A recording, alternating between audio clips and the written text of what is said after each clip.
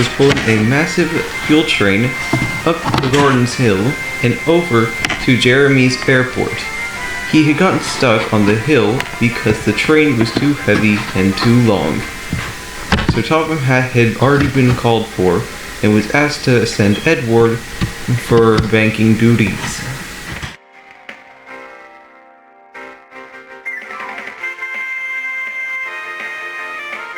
Edward, said Sir Topham Hatt, I need you to go help James on the hill.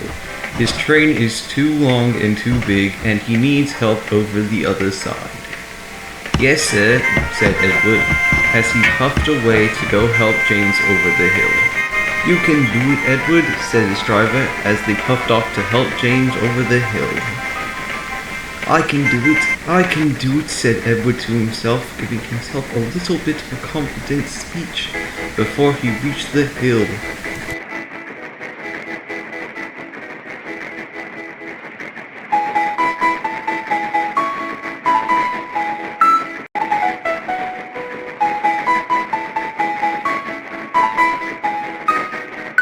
Remember, Edward, said his driver, the train is very long and heavy. So when you get there, be prepared to have a bit more force when pushing the train up the hill.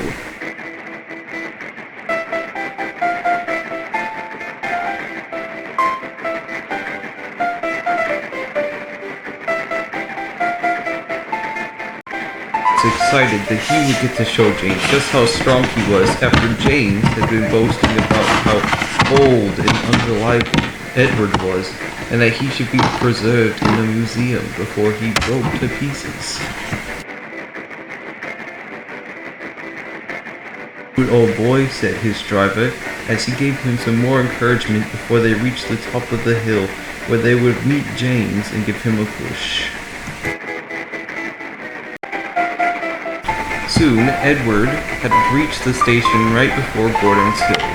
Edward was going up the hill right next to James to let him know that he was ready to start pushing the train up the hill.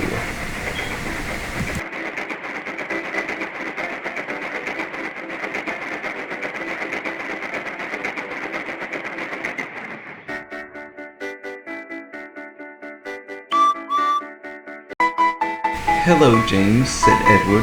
I'm here to push the train. Oh, Edward, thank goodness you're here. I've been stuck on this hill for so long that the train is so heavy. Please help. Yes, Edward said, as he went back down to get ready to push the train.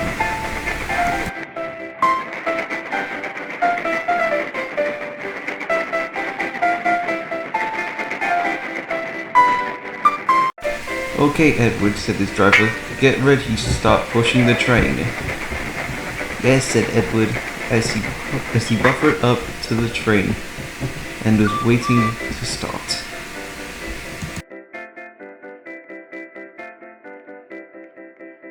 Soon, Sir Topham Hatt had arrived and was giving James orders. James, I want you to wait here until Edward gives the signal to start pushing. Yes, sir, said James, as he waited for Edward to give the signal. Soon, Edward had given the signal and was getting ready to push, but the train was heavier than he thought and he started to slip and slide on the rails as he used all of his force and efforts to start moving the train slowly but carefully up the hill.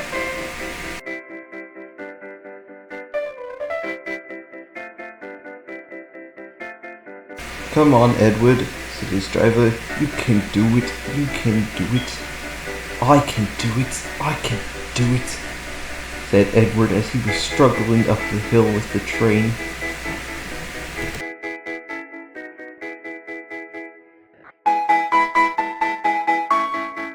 Slowly but steadily, he slowly made his way up the hill with the train, wheel turn by wheel turn.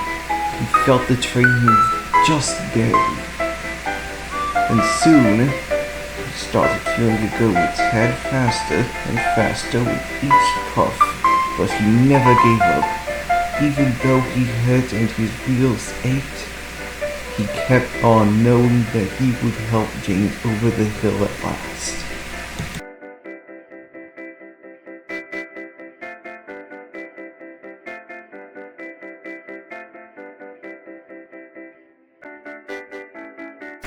Soon Edward could feel the train moving faster and faster with each wheel turn. Though he struggled, he felt he was going to make it. As he puffed over the hill, he started feeling the train going faster and faster, until, before he realized it, the train was moving faster than it had before and he was puffing over the other side of the hill.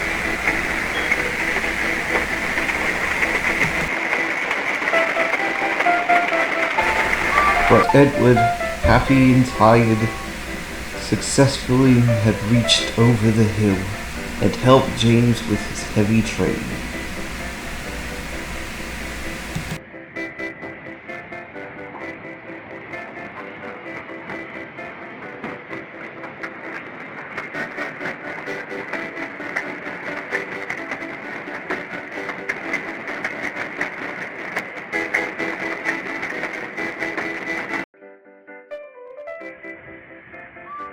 But now Edward was tired and was going to the sidings for a rest.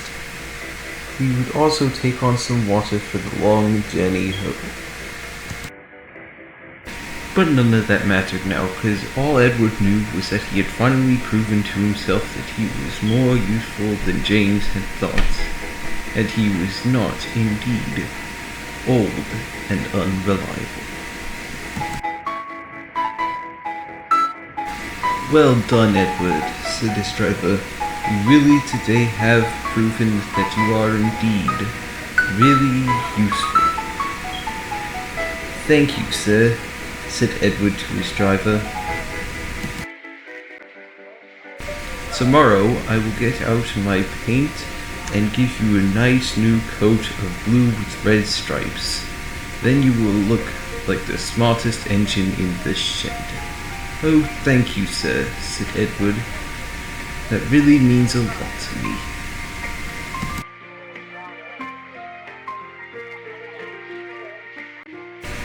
"You're welcome," said Edward's driver with a smile on his face. "After all, you do deserve it after the day you've had." And with that, Edward set off back to the sheds where he would have a rest. He knew that he would have things to say to James, as James would say to Edward when they next met.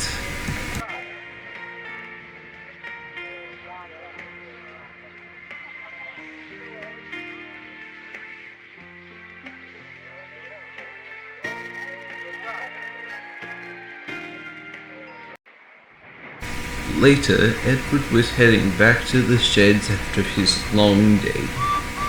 He was tired but happy and was heading home for a nice rest. When he arrived, everyone was asleep, all except James, who was still thinking about what he had said about Edward earlier. "I'm sorry," said James. "I shouldn't have called you old and unreliable.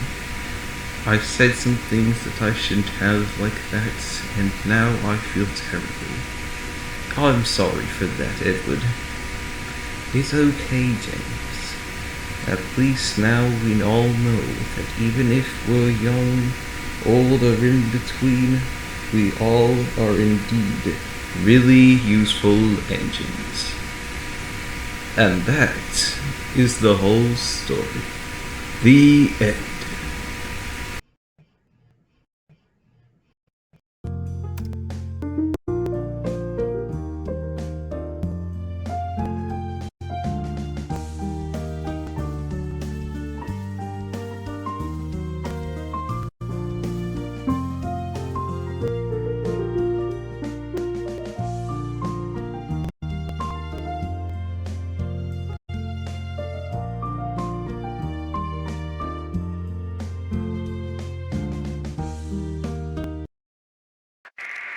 Hello everybody, it's me, Toby the Train Engine. Just wanted to say thank you all for watching my latest video. It took me a lot of time to make and a lot of effort, and I just wanted to say don't forget to like, subscribe, and join the channel.